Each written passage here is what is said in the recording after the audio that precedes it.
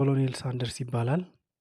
የሚታወቀው KFC የሚለውን የተጠበሰ ዶሮ የሚሸጥ ድርጅት በመክፈት ነው። KFC ማለት ኬንታኪ ፍራይድ ቺክን ነው። የተወለደው በ1890 ኢንዲያና ስቴት በሚባል ውስጥ ነው። ገና እድሜው 13 ዓመት ከመሆኑ በፊት ትምህርትን አቋረጠ። ከዛ ወደ ውትድርና ተቀላቀለ። እዛም ስኬታማ ጊዜን አላሳለፈም። የ17ኛ ዓመት ልደቱን ከማክበሩ በፊት ከዛ ተባረረ። ከዛ ከተባረረ በኋላ ባቡር ጣቢያ ውስጥ ተቀጥሮ ለተወሰነ ጊዜ ሰራ። ስላላዋጣው ነዳጅ ማደያ ላይ ምግብ ቤት ከፈተ።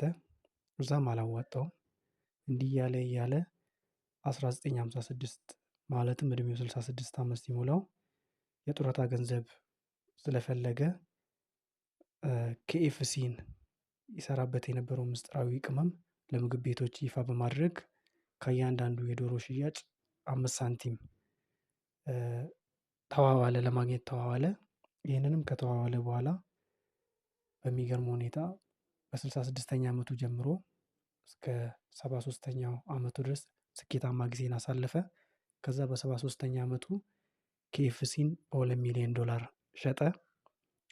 ከዚህ ሰው ህይወት የምንማረው የፈለገ የእድሜ ክልል ላይ ብንሆን ተስፋ እስካልቆረጥን ድረስ ለስኬት መቼም ዘገየ ቀን አለፈ ምናምን እንደማይባል ነው።